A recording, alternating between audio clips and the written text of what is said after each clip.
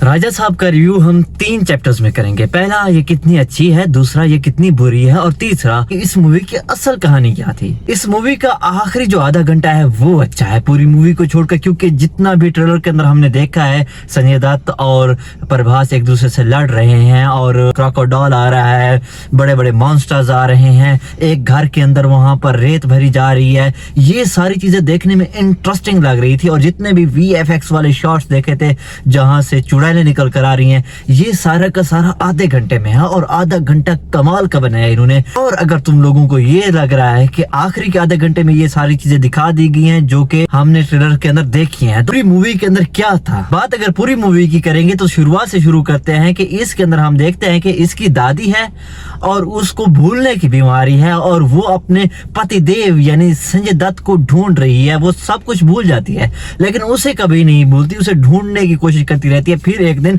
प्रभास को पता चलता है कि मेरा दादा को फलां जगह पर देखा गया है, तब वो निकलता है अपने दादा को ढूंढने के लिए। जब वो ढूंढने के लिए निकलता है तब उसकी लव स्टोरी भी शुरू हो जाती है। पहली बात, जब ये दादी के साथ रह रहा होता है, एक लड़की के साथ उसे प्यार हो जाता है और वहां पर वो सेटल होने की कोशिश करता है, लेकिन जैसे ही दादा को ढूंढने के लिए अगले लेवल पर जाता है तो उसे एक और लड़की मिलती है, उससे भी उसे प्यार हो जाता है। लेकिन जैसे ही मूवी अपने अगले लेवल पर जाती है तब उसे एक तीसरी लड़की मिलती है और उससे भी उसे प्यार हो जाता है। और सबसे मजे की बात यह है कि इन तीनों लड़कियों के साथ प्रभास की जोड़ी कोई अच्छी नहीं लग रही थी, क्योंकि उनकी लव स्टोरी का कोई बेस नहीं था और यहाँ तक कि आखिर के क्लाइमेक्स में उनका कोई रोल ही नहीं होता।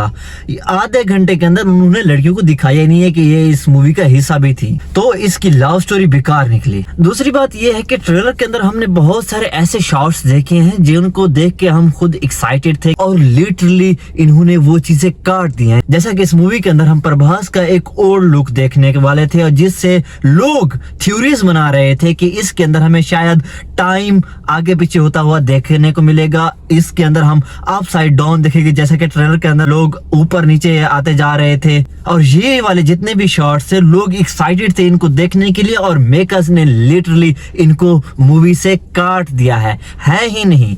मूवी के अंदर हमें क्या दिखाया गया है, एक लड़का और प्रभास को पहली बात तो ये है कि लड़के वाले रोल सूट नहीं करते। एक लड़का जिसके पीछे 3 लड़कियां हैं और वो कहां से आई कब आई मूवी में पता ही नहीं चलता। इसके अलावा मूवी का लास्ट वाला आधा घंटा छोड़ दो तो मूवी बेकार बन जाती है। मुझे लगता है कि इस मूवी की स्टोरी में दम था। प्रभास ने इस मूवी को साइन क्यों किया? प्रभास ने इस वजह से साइन किया होगा क्योंकि सुनने में इस मूवी की स्टोरी बहुत ही इंगेजिंग और नई लगती है, क्योंकि इसके अंदर हम हॉरर कॉमेडी देखने वाले थे, इसके अंदर साइंस फिक्शन देखने वाले थे, इसके अंदर हम जादू टोना देखने वाले थे। ये सारी चीजें अगर एक मूवी में एक अच्छी प्रेजेंटेशन के साथ दिखाई जाती तो ये एक अच्छी ब्लॉकबस्टर मूवी बन सकती थी और एक बड़े एक्टर को ये स्टोरी कन्विंस करने के लिए काफी थी।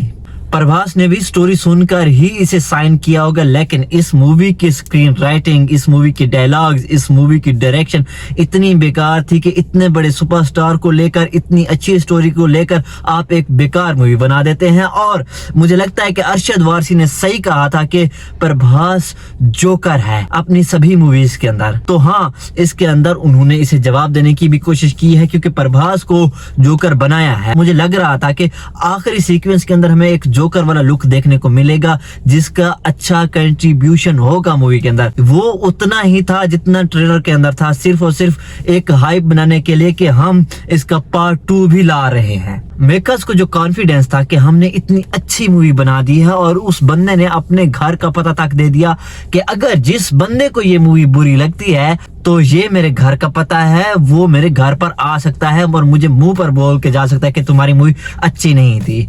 तो मुझे लगता है कि उसके लिए वीडियो ही काफी है कि हाँ, तुम्हारी मूवी अच्छी नहीं है। खैर, ये थे मेरे ओपिनियन राजा साहब को लेकर। आपका क्या कहना है इस बारे में मुझे कमेंट में जरूर बताएं।